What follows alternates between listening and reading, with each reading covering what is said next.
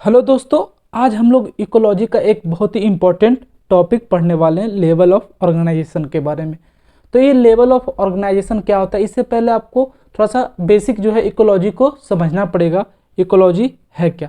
तो आपको पता है इकोलॉजी में हम लोग स्टडी क्या करते हैं। इकोलॉजी में हम लोग पढ़ते हैं कि जो ऑर्गेनिज्म, कोई एरिया में ऑर्गेनिज्म रह रहा है तो उसका इंटरेक्शन किससे, अदर स्पीसीज वहाँ जो रह रहे हैं उसके साथ, या फिर वहाँ के जो इन्वायरमेंट है, मतलब सबके साथ एक टोटल जो इंटरेक्शन होता है वो कैसे ऑर्गेनिज्म यूज़फुल है अदर स्पीसीज के लिए, वहाँ इन्वायरमेंट का उससे क्या फ़ायदा हो रहा है, इन्वायरमेंट को उससे क्या फ़ायदा हो रहा है, जो टोटल इंटरेक्शन होता है इसको हम लोग स्टडी करते हैं, इसको इकोलॉजी बोलते हैं। तो इसमें जो अलग अलग ऑर्गेनाइजेशन होता है आज हम लोग इसके बारे में जानेंगे।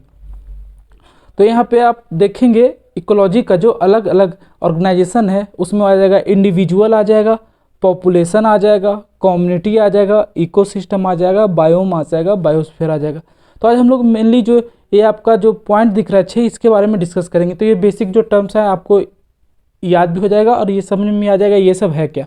तो जैसा कि आप फिगर में आप यहाँ देख रहे होंगे अलग अलग, जैसे यहाँ पे दिख रहा होगा इकोलॉजिकल लेवल ऑफ ऑर्गेनाइजेशन है, individual, population, community, ecosystem, biome, biosphere.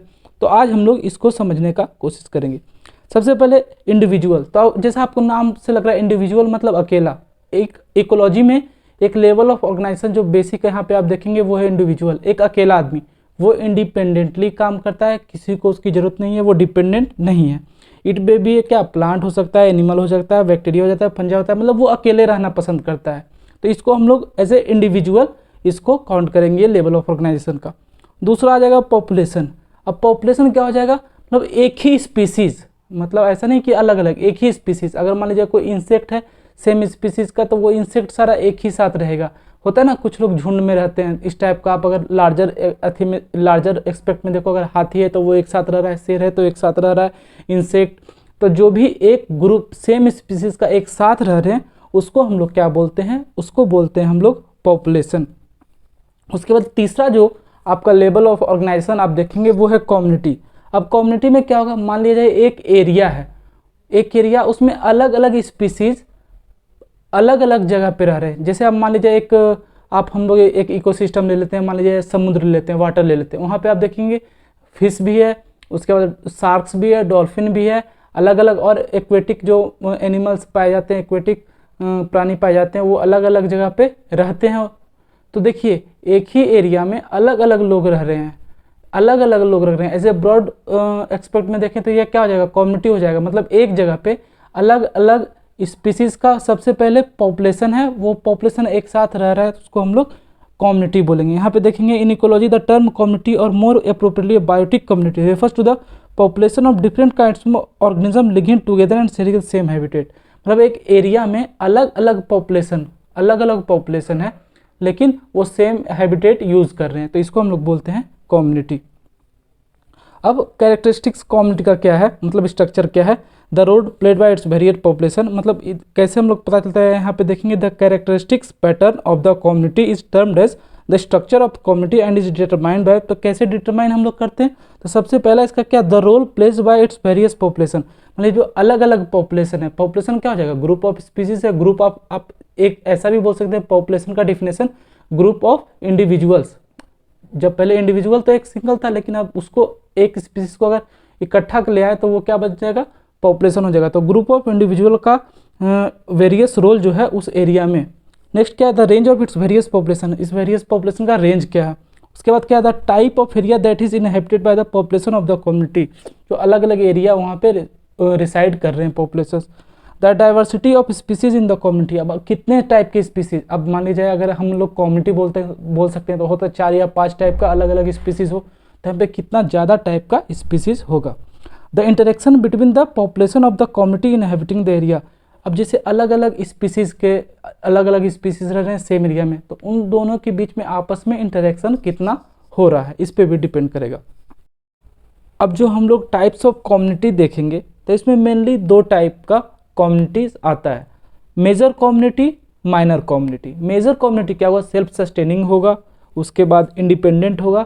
Example में आप ले सकते हैं जैसे ग्रासलैंड हो गया, फॉरेस्ट हो गया, लेक हो गया, डेजर्ट हो गया। ये क्या होता है, बहुत लॉन्ग है, सिर्फ मतलब किसी पे डिपेंडेंट नहीं है, लेकिन आप देखेंगे इसके अंदर कितने स्पीसीज, कम्युनिटी, इंडिविजुअल रिसाइड कर रहे हैं, इसके अंदर रह रहे हैं, वो दूसरे को जगह दे रहा है। आप खुद देखो, अगर फॉरेस्ट है तो किससे बना, उसमें बहुत सारे प्लांट्स होंगे, एनिमल्स होंगे।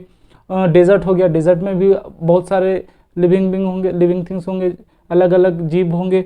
उसके बाद आप देख लो मीडो ग्रासलैंड हो गया या फिर लेक हो गया, कहीं भी लेक में देखो एक्वेटिक एनिमल्स, मतलब हर जगह जो है आपको अलग अलग जीव दिखेंगे इसके अंदर।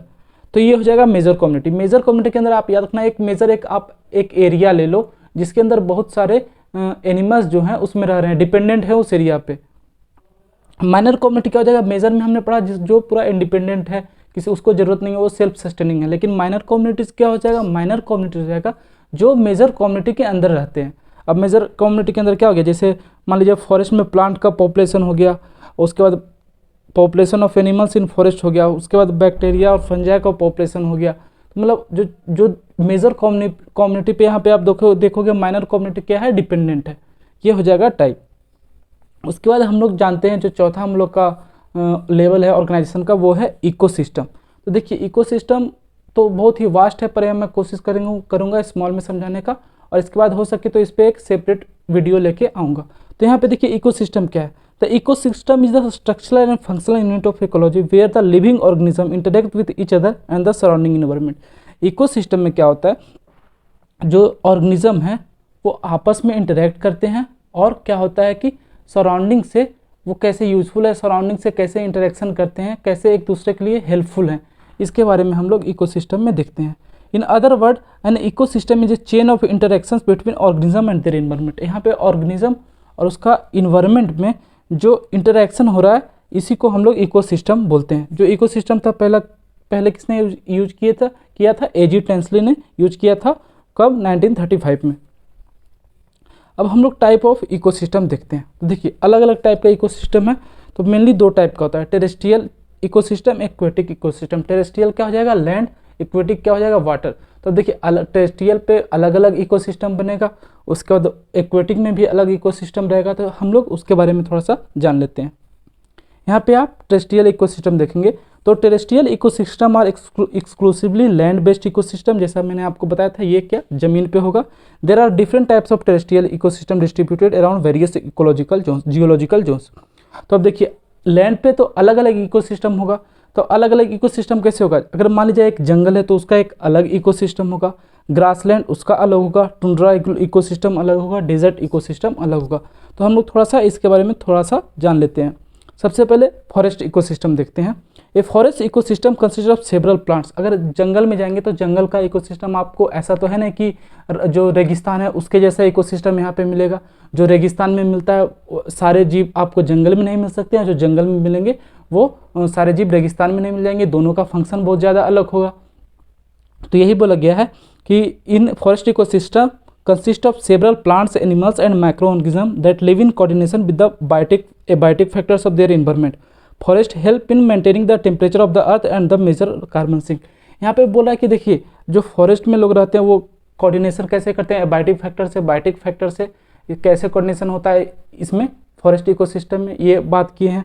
उसके बाद ग्रासलैंड इकोसिस्टम आ जाएगा। ग्रासलैंड में आपको पता है बहुत ज़्यादा ग्रासेस होते हैं, जैसे फॉरेस्ट में क्या है, आप अगर फॉरेस्ट आप समझते होंगे या फिर दिमाग में आता होगा तो आता बहुत लंबे लंबे पेड़ हो गए, जानवर वहाँ पे आ जाएंगे, तो एक टाइप का फॉरेस्ट हो जाएगा। ग्रासलैंड क्या हो जाएगा, ग्रासलैंड में डोमिनेंट क्या करते हैं, लॉन्ग ग्रासेस रहेंगे वहाँ पे। आपका आपने नाम सुना होगा सवाना ग्रासलैंड। उसके बाद ग्रासलैंड में इंसेक्ट हो गए, अलग अलग स्मॉल एनिमल्स पाए जाएंगे, तो ये ग्रासलैंड का इकोसिस्टम हो जाएगा। अब आप ऐसा तो है ना कि जंगल में बड़े बड़े हाथी पाए जा रहे तो ग्रासलैंड भी वो मिल जाए, जरूरी नहीं है।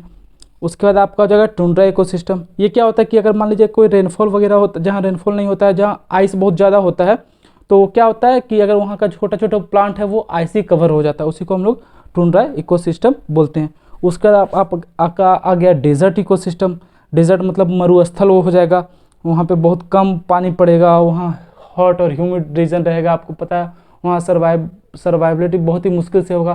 तो आप सोचो जो एक अगर मान लिया जाए फॉरेस्ट में अगर कोई जीव जंतु रह रहा है तो वो ऐसा है नहीं कि डेजर्ट में भी सर्वाइव कर जाएगा। तो हर जगह का इकोसिस्टम अलग होता है, ऑर्गेनिज्म का इंटरेक्शन जो वहाँ के वेदर, वहाँ के क्लाइमेट, वहाँ का इन्वायरमेंट से होता है वो डिफरेंट होता है, उन लोग का फंक्शन अलग होता है। उसके बाद एक्वेटिक इकोसिस्टम।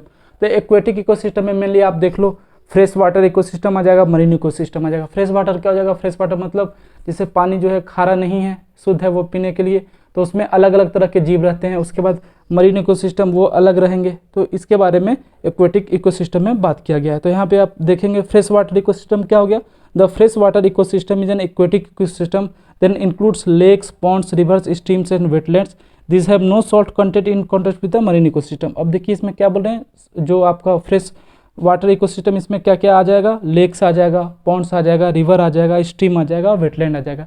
ये सब क्या एग्जांपल है फ्रेश वाटर इकोसिस्टम का। फ्रेश वाटर इकोसिस्टम में साल्ट का कंसंट्रेशन बहुत ही रहता है, निग्लिजिबल रहता है, नहीं रहता है यहाँ पे। उसके बाद मरीन इकोसिस्टम क्या है, the marine ecosystem include seas and ocean. Seas and ocean, इसका आप देखो सी एंड ओशियन का एक अलग इकोसिस्टम होता है। इकोसिस्टम आप समझ रहे ना, मतलब अलग अलग, एक अगर आप सिंपली अगर इंसान का आप सोचो, मतलब अगर एज ए ह्यूमन सोचो आप, मतलब देखो कि ऐसे हम लोग कहाँ बेसिक एग्जाम्पल ले सकते हैं। तो देखिए आपका एक घर का अलग इकोसिस्टम है, यहाँ पे आप खाते हैं पीते रहते हैं, परिवार के साथ बात करते हैं। अब आपका कॉलेज हो गया, वो कॉलेज अलग इकोसिस्टम, वहाँ पढ़ाई करते हैं, वहाँ पे आप अलग अलग प्रोजेक्ट्स करते हैं। फिर आप जॉब हो गया, ऑफिस हो गया, वहाँ एक अलग इकोसिस्टम है। तो एक ऐसे वाइडर कॉन्सेप्ट में आप देखो तो मतलब ऐसे बताने का कोशिश कर रहा हूँ ताकि आप समझ जाए। उसी तरह हम लोग का जैसे जो इकोसिस्टम हो गया, या तो ज़मीन पे रहेगा टेरेस्ट्रियल, या फिर पानी में रहेगा एक्वेटिक। तो टेरेस्ट्रियल में भी कितने टाइप का इकोसिस्टम होगा, तो अलग अलग लोकेशन पे अलग अलग इकोसिस्टम होगा। जैसे डेजर्ट हो गया तो उसका एक अलग इकोसिस्टम, उसके बाद आपका ग्रासलैंड हो गया उसका अलग, फॉरेस्ट अलग, तो सब अलग अलग इकोसिस्टम का यहाँ पे हम लोग बात करें, इसलिए हम लोग यहाँ टाइप ऑफ इकोसिस्टम पढ़ रहे हैं। तो आपने अभी तक फ्रेश वाटर इकोसिस्टम और मरीन इकोसिस्टम समझ लिया। मरीन इकोसिस्टम में क्या होगा, वहाँ पे जो ओशियंस और सीज होते हैं, वहाँ का जो पानी होता है खारा होता है, तो वहाँ के जो ऑर्गेनिज्म रहते हैं वो कैसे इंटरेक्ट करते हैं अपने इन्वायरमेंट के साथ, इन सब बारे में हम लोग जानेंगे। अब हम लोग स्ट्रक्चर ऑफ इकोसिस्टम देखेंगे। अब देखिए हमने स्ट्रक्चर ऑफ इकोसिस्टम में क्या देखेंगे, या तो बायोटिक कंपोनेंट होगा या एबायोटिक कंपोनेंट होगा। बायोटिक मतलब लिविंग थिंग्स, और बायोटिक मतलब जिसमें लिविंग थिंग नहीं है, जो जिसमें जान नहीं है। तो हम लोग ये दो जो है आप देखो तो क्लासिफिकेशन कर सकते हैं स्ट्रक्चर इकोसिस्टम का कैसे काम करता है। अगर आप कहीं भी देख लो इकोसिस्टम कहीं भी रहेगा, या तो लिविंग थिंग रहेगा या नॉन लिविंग थिंग रहेगा, है इससे आगे कुछ नहीं रहेगा। तो यहाँ पे क्या डेफिनेशन है, the structure of an ecosystem is characterised by the organisation of both biotic and abiotic component. This includes the distribution of energy in our environment. It also include the climatic conditions prevailing in the particular environment. Biotic component का अब हम लोग बात करते हैं। तो biotic component क्या हो जाएगा, biotic components refer to all life in an ecosystem. तो जैसा कि मैंने आपको बताया था कि बायोटिक कंपोनेंट में क्या हो जाएगा, जो लिविंग ऑर्गेनिज्म रहेंगे वो बायोटिक कंपोनेंट में आएंगे, एबायोटिक में नॉन लिविंग। तो बायोटिक में जो अगर देखिए बेस्ड ऑन न्यूट्रिशन कैसे डिवाइड किया गया है उसके बारे में हम लोग देखते हैं। तो इसमें क्या हो जाएगा, ऑटोट्रॉप्स, हेटेरोट्रॉप्स और सेप्रोफाइट्स। सेप्रोफाइट्स क्या हो जाएगा, डिकम्पोजर। तो ऑटोट्रॉप्स क्या आ जाएंगे, ऑटोट्रॉप्स में आ जाएंगे प्लांट्स। प्लांट्स क्या करते हैं, प्रोड्यूस करते हैं। तो ये जब प्रोड्यूस करते हैं खाना, ये किसी पे डिपेंडेंट नहीं है, ये खाना खुद प्रोड्यूस करते हैं, किसके थ्रू, फोटोसिंथेसिस के थ्रू। तो इसमें जो आपको देखेंगे प्राइमरी कंज्यूमर इस पे अटैक करते हैं, जो हर्बीवोरस होते हैं वो प्लांट को खाते हैं, उसके बाद ये आगे बढ़ता है। तो प्रोड्यूसर्स हो जाएगा प्लांट। उसके बाद आ जाएगा कंज्यूमर। कंज्यूमर क्या हो जाएगा, जैसा कि मैंने बताया था कंज्यूमर और हेटेरोट्रॉप्स, ये ऑर्गेनिज्म होता है जो दूसरे पे डिपेंडेंट होता है। प्लांट क्या हो गया, वो खुद पे है वो डिपेंडेंट, किसी और पे नहीं, वो खुद का खाना बना लेता है, इसलिए इसको हम लोग ऑटोट्रॉप्स बोलते हैं। उसके बाद हेटेरोट्रॉप्स में आ जाएंगे कंज्यूमर्स। कंज्यूमर्स में अब आप देखेंगे अलग अलग हो जाएगा, primary consumer, secondary consumer, tertiary, quaternary, इस तरह के आ जाएंगे। तो प्राइमरी कंज्यूमर्स क्या हो जाएंगे, जो प्लांट पे फीड करते हैं। उसके बाद सेकेंडरी कंज्यूमर क्या हो जाएंगे, जो आपका प्लांट पे भी फीड कर सकते हैं और जो प्राइमरी कंज्यूमर है उसको खाते हैं। तो इस तरह देखिए आप न्यूट्रिशन साइकिल चल रहा है। तो प्राइमरी कंज्यूमर में आ जाएगा आप इंसेक्ट वगैरह हो जाएंगे, डियर हो जाएंगे, ये सब प्राइमरी कंज्यूमर हो जाएंगे। उसके बाद जो सेकेंडरी कंज्यूमर जो हो जाएगा टर्सरी कंज्यूमर हो जाएगा। इसमें आप आगे देखेंगे फ्रॉग हो जाएगा, फॉक्स हो जाएगा, अलग अलग स्मॉल एनिमल्स होगा, जिस तरह वो आगे फूड चेन चलता है। उसके बाद स्नेक वगैरह देखेंगे, ये सब आ जाएगा अलग अलग। उसके बाद आप देखेंगे क्वाटनरी, ये जो आप देखेंगे सबसे टॉप मोस्ट फूड चेन का सबसे ऊपर वाला जो है, ये आप देखेंगे ये ऑर्डर है। इसमें क्या हो जाएगा, जो आप टाइगर हो गया, लायन हो गया, ये टॉप ऑर्डर फूड चेन का है, ये इसमें रहेंगे, इनको कोई खा नहीं सकता। तो इस तरह का ये होता है। उसके बाद आप देखेंगे यहाँ पे ऑटोट्रॉप्स हो गया, हेटेरोट्रॉप्स हो गया, बायोटिक। उसके बाद क्या आ जाएगा, डिकम्पोजर्स। ये क्या है, include saprophytes, fungi and bacteria they directly thrive on the dead and decaying organic matter. Decomposers are essential for the ecosystem as they help in recycling nutrition to be reused by plant. अब देखिए क्या होता है, अब जैसे जैसे बड़ा बड़ा प्लांट एनिमल जो भी हो गया, अगर वो डेड मतलब मर गया, उसके बाद जो बैक्टीरिया फंजाई ये सब क्या होता है, उसको डिकम्पोज करते हैं, स्मॉल स्मॉल पार्टिकल्स में तोड़ते हैं, जिससे वो सॉइल में मिल जाता है, फिर से फर्टाइल होता है और प्लांट क्या करता है, उसको फिर एज ए न्यूट्रिएंट यूज करता है। अब हम लोग एबायोटिक कंपोनेंट देखेंगे। तो एबायोटिक कंपोनेंट में जैसा मैंने आपको बताया था, इसमें सारे नॉन लिविंग थिंग होते हैं, जैसे rock, soil, mineral, water resource, तो इनका भी रोल होता है। आपका देखेंगे वहाँ के जो ऑर्गेनिज्म ले रहे हैं उस इकोसिस्टम में, तो हम लोग एबायोटिक फैक्टर में नॉन लिविंग थिंग के बारे में देखते हैं। बायोटिक फैक्टर में सारे लिविंग थिंग आते हैं। उसके बाद हम लोग बायोम देखेंगे। तो बायोम क्या होता है, देखिए बायोम जो होता है आप इसको बोल सकते हैं नेचुरली अकरिंग कम्युनिटी, मतलब नेचुरली जो कम्युनिटी अकर करता है, जैसे फ्लोरा फौना, फॉरेस्ट हो गया, टुंड्रा हो गया, ये सब एग्जाम्पल हो जाएगा बायोम का। यहाँ पे आप देखेंगे कैरेक्टराइज आ जाता है किस पे, क्लाइमेट, वहाँ का क्लाइमेट कैसा है, वेजिटेशन कैसा है, animal life, general soil type, ये सब के बेसिस पे वहाँ पे क्लासिफिकेशन हो जाता है, अलग अलग डिस्ट्रीब्यूशन हम लोग देखते हैं। अब हम लोग बात करेंगे बायोस्फीयर क्या। तो देखिए बायोस्फीयर पार्ट है अर्थ का जहाँ पे लाइफ एग्जिस्ट करता है। तो आप देखेंगे बायोस्फीयर में क्या होता है, सारा इकोसिस्टम आ जाएगा। क्योंकि देखिए इकोसिस्टम क्या होता है, इकोसिस्टम है या तो टेरेस्ट्रियल होगा या तो एक्वेटिक होगा। तो अगर एक्वेटिक है वो पूरा, अगर वाटर है तो उसको हम लोग बोलेंगे हाइड्रोस्फीयर, अगर वो टेरेस्ट्रियल है पूरा लैंड पे है तो उसको हम लोग बोलेंगे लिथोस्फीयर, और अगर आप देखेंगे एयर पूरा वो जो रहता है उसको हम लोग क्या बोलते हैं, उसको हम लोग बोलते हैं एटमोसफेयर। तो एयर में जो है उसको एटमोसफेयर बोलते हैं, हाइड्रोस्फीयर है तो वाटर और लिथोस्फीयर है तो अर्थ। तो बायोस्फीयर में क्या होता है, सबका कॉम्प्रोमाइज़ करके बनाते हैं, जिसको हम लोग बोलते हैं बायोस्फीयर। तो दोस्तों ये था आज का टॉपिक, जिसपे हम लोग अलग अलग कुछ जो लेयर्स ऑफ ऑर्गेनाइजेशन है, ऑर्गेनाइजेशन लेवल है, उसके बारे में बात किए। अगले वीडियो में हम लोग कोशिश करेंगे और अलग अलग इकोलॉजी के टॉपिक को लेके मैं आप लोगों के सामने आ सकूं। तब तक पढ़ते रहिए, खुश रहिए, जय हिंद।